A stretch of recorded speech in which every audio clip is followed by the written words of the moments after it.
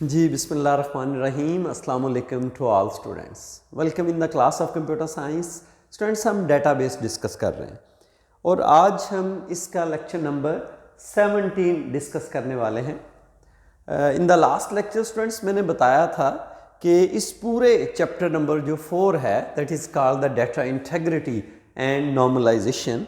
इस पूरे चैप्टर के अंदर हम अपने डेटा को रिलायबल बनाना चाहते हैं, एक्यूरेट बनाना चाहते हैं। उसके लिए हम डिफरेंट स्टेप्स भी परफॉर्म करेंगे और डिफरेंट टेक्निक्स को भी यूज़ करेंगे। और इसमें जो डेटाबेस को सिंपल, रिलायबल और एक्यूरेट बनाने के लिए टेक्निक है, that is called the normalisation. लेकिन उस नॉर्मलाइजेशन से पहले भी हमें कुछ स्टेप्स परफॉर्म करने हैं ताकि हम अपने डेटाबेस को, अपने टेबल्स को बेहतर बना सकें। उससे रिलेटेड लास्ट लेक्चर में हमने डिस्कस किया कि डेटा इंटेग्रिटी क्या होती है। जब डेटा एक्यूरेट होगा तो हमारे बहुत सारे प्रॉब्लम सॉल्व हो जाएंगे। एंटिटी इंटेग्रिटी क्या होती है, डोमेन इंटेग्रिटी क्या है और रेफरेंशियल इंटेग्रिटी क्या है, in the last lecture we have discussed. आज हम वन स्टेप मोर उससे आगे बढ़ने वाले हैं कि नॉर्मलाइजेशन से पहले हम कुछ और प्रॉब्लम्स जो हमारे डेटाबेस के अंदर आ सकते हैं, या हम जब टेबल्स में डाटा एंटर करते हैं तो जिन प्रॉब्लम्स को हम आसानी से रिमूव कर सकते हैं ड्यूरिंग नॉर्मलाइजेशन, हम ज़्यादा बेहतर तरीके से अपने जो प्रॉब्लम्स हैं उनको कम कर सकें, ओवरकम कर सकें। सो हम नॉर्मलाइजेशन से पहले कुछ और स्टेप्स परफॉर्म करेंगे। और वो स्टेप्स कौन कौन से हैं? These are called the problems in relation. और वो प्रॉब्लम्स कौन कौन से हैं? सिनोनिम हमारा एक प्रॉब्लम है, होमोनिम हमारा एक प्रॉब्लम है, रिडंडेंसी है, and the last one is the mutual exclusiveness. अब ये प्रॉब्लम हमें, जब हम अपना डेटाबेस डिज़ाइन करते हैं, इन प्रॉब्लम्स को हम उस वक्त रिमूव कर सकते हैं। डेटाबेस हम डिज़ाइन कब करते हैं? जब हम अपने टेबल्स को डिज़ाइन करते हैं। हम अपने टेबल का नाम रखते हैं अपने, because you know table is the combination of rose and columns. हम अपने टेबल का नाम रखते हैं, अपने कॉलम्स जिनको हम फील्ड भी बोलते हैं, जिनको एट्रीब्यूट भी बोलते हैं, उनके नाम रखते हैं हम। तो उस दौरान हमें ये प्रॉब्लम्स फेस करना पड़ते हैं। और अगर हम जो जहानत का मुजाहरा करें या अपनी एक्सपर्टीज़ का मुजाहरा करें तो हम बहुत सारे प्रॉब्लम्स को during designing the database overcome कर सकते हैं। जस्ट लाइक जैसे इंग्लिश में सिनोनिम्स मीन सेम मीनिंग और सेम टाइप, और होमोनिम जैसे हम इंग्लिश में एंटोनिम यूज़ करते हैं तो वही सेम रोल यहाँ पे होमोनिम का है। और रिडंडेंसी मीन डुप्लीकेशन, और उसके अलावा mutual exclusiveness.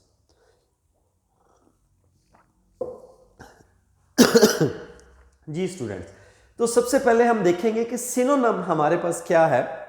When two different names are used for same attributes, कि हमारे टेबल के अंदर हमारा जो कॉलम है वो तो सेम है वो, लेकिन हमने उसके लिए दो डिफरेंट नाम रख दिए।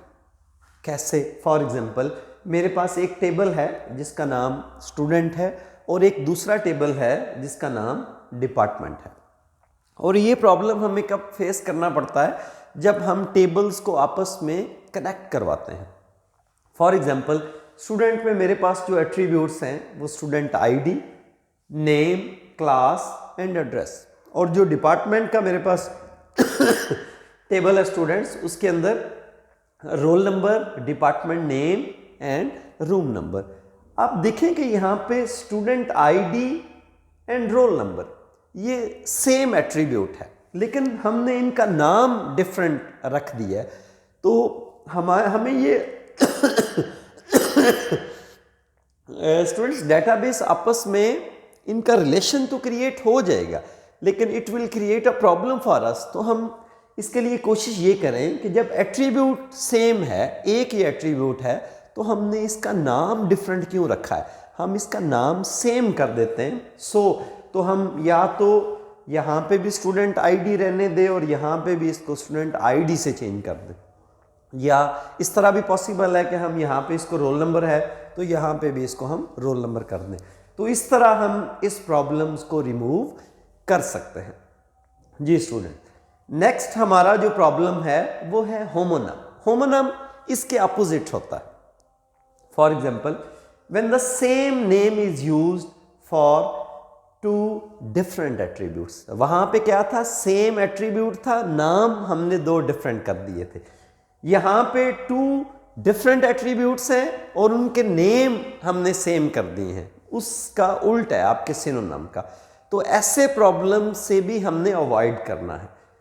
अब इसको एग्जाम्पल के थ्रू हम देखते हैं स्टूडेंट्स कैसे। मेरे पास वही सेम स्टूडेंट का टेबल है और डिपार्टमेंट का टेबल है। यहाँ पे रोल नंबर एक एट्रीब्यूट है, नेम एक एट्रीब्यूट है, क्लास एक एट्रीब्यूट है और एड्रेस एक एट्रीब्यूट है। इसी तरह आप नीचे देखें, अगर डिपार्टमेंट में, जी स्टूडेंट, डिपार्टमेंट में डिपार्टमेंट आईडी है, नेम है एंड रूम नंबर है। स्टूडेंट अगर आप देखें तो यहाँ पे जो नेम होगा वो स्टूडेंट का नेम होगा और यहाँ पे जो नेम होगा वो डिपार्टमेंट का नेम है। Both attributes are different but we are using the same name, लेकिन हम नाम सेम इस्तेमाल कर रहे हैं, हालांकि ये दोनों डिफरेंट एट्रीब्यूट्स हैं।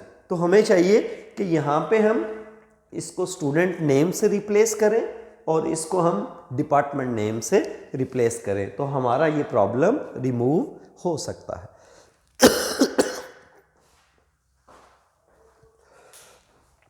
जी स्टूडेंट्स, ये दो प्रॉब्लम्स हमने अपने डेटाबेस में से रिमूव कर लिए। The third problem is redundancy, mean duplication. जब हम टेबल्स को क्रिएट करते हैं स्टूडेंट्स, एक तो इस बात का ख्याल रखें कि हमारे जो कॉलम्स हैं या एट्रीब्यूट्स हैं वो डुप्लीकेट ना हो, यूनिक हूँ, और ये भी कोशिश करें कि हम जो डाटा एंटर कर रहे हैं अपने टेबल के अंदर वो भी एटॉमिक वैल्यूज़ हों। मतलब हम एक ही रो के अंदर दो वैल्यूज़ को एंटर ना करें, तीन वैल्यूज़ को एंटर ना करें, तो that will be the redundancy, is a duplication. तो डुप्लीकेशन हमारे डेटाबेस के अंदर एक बड़ा मेजर प्रॉब्लम है, इसको हमने अवॉइड करना है। When the same information is stored in two different ways, तो that is called redundancy. For example, हमारे पास एक स्टूडेंट का टेबल है और इसके attribute roll number, name, date of birth, age and address.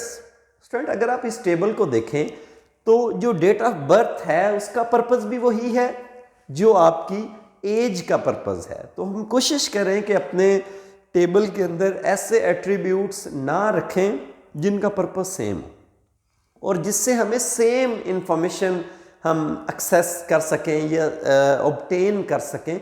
तो हम अगर इसमें से एज को रिमूव कर देते हैं तो डेट ऑफ बर्थ जो है हम इससे भी सेम इंफॉर्मेशन ले सकते हैं। So avoid this type of practice, तो that is called the redundancy. इसमें से हम एक अपने एट्रीब्यूट को रिमूव करके अपने इस प्रॉब्लम को सॉल्व कर सकते हैं। तो हमारा इसका आज का जो लास्ट प्रॉब्लम है इस लेक्चर के अंदर, that is called the mutual exclusiveness. Students, mutual exclusiveness क्या होती है? Those attributes that can not be occur at the same time, they can not be true और false at the same time. पहले तो students इस बात का ख्याल रखें कि हम अपने टेबल्स के अंदर ऐसे एट्रीब्यूट्स को शामिल ही ना करें कि जिनके आंसर यस नो में आ रहे हैं। लेकिन अगर हमने कुछ ऐसा कर दिया तो फिर हम इसका सोल्यूशन क्या है, कैसे हम इस प्रॉब्लम को रिमूव कर सकते हैं? फॉर एग्जांपल, मेरे पास एक टेबल है स्टूडेंट, इसके अंदर जो एट्रीब्यूट हैं roll number, name, date of birth, married और सिंगल। अब देखिए सेम प्रॉब्लम इज हेयर, यहाँ पे भी कुछ ऐसा था कि हम या इससे भी सेम इंफॉर्मेशन ऑब्टेन करते हैं और इससे भी सेम इंफॉर्मेशन ऑब्टेन करते हैं, और कभी भी जैसे यहाँ पे लिखा हुआ है those attributes can not be occur at the same time, कभी भी ये दोनों यस नहीं हो सकते। अगर एक स्टूडेंट मैरिड है तो वो सिंगल में तो यस नहीं हो सकता, और अगर वो मैरिड में नो है तो सिंगल में नो नहीं हो सकता है। तो इसका सॉल्यूशन क्या है? पहली बात तो हम ऐसे जो फील्ड्स हैं, ऐसे एट्रीब्यूट्स हैं, उनको अपने टेबल्स में कोशिश करें कि उनको ना रखें। लेकिन अगर हमें वो अपने टेबल के अंदर ऐसे एट्रीब्यूट्स रखने हैं तो फिर कोशिश करें, जैसे इसको मैंने इन दोनों एट्रीब्यूट्स को कन्वर्ट कर दिया है या रिप्लेस कर दिया है मैरिटल स्टेटस। आप इन दोनों की जगह मैरिटल स्टेटस डाल दें। अब यहाँ पे हमें दो आंसर नहीं देने पड़ेंगे, हमें जस्ट एक ही आंसर देना पड़ेगा, या यस होगा या नो होगा, या हम मैरिड है तो एम को सिलेक्ट कर सकते हैं और सिंगल है तो हम एस को सिलेक्ट कर सकते हैं। तो ये हमारा जो है फोर्थ प्रॉब्लम था बिफोर द नॉर्मलाइजेशन। स्टूडेंट्स, हमें इस तरह के जो प्रॉब्लम्स हैं उनको रिमूव करना है। उसके बाद हम जो है अपने टेबल को या डेटाबेस को नॉर्मलाइज करेंगे। तो आई होप कि आज का लेक्चर आपने अच्छे से अंडरस्टैंड कर लिया होगा। इंशाल्लाह नेक्स्ट लेक्चर में हम डिस्कस करेंगे कि जो ये तो प्रॉब्लम्स इन रिलेशन था, जो हमारी डेटाबेस एनॉमलीज हैं, कि जब हम डेटाबेस को एंटर करते हैं तो उस दौरान हमें क्या क्या प्रॉब्लम फेस करने पड़ सकते हैं। इंशाल्लाह नेक्स्ट लेक्चर में हम डिस्कस करेंगे। तब तक के लिए अल्लाह हाफिज़। Thank you.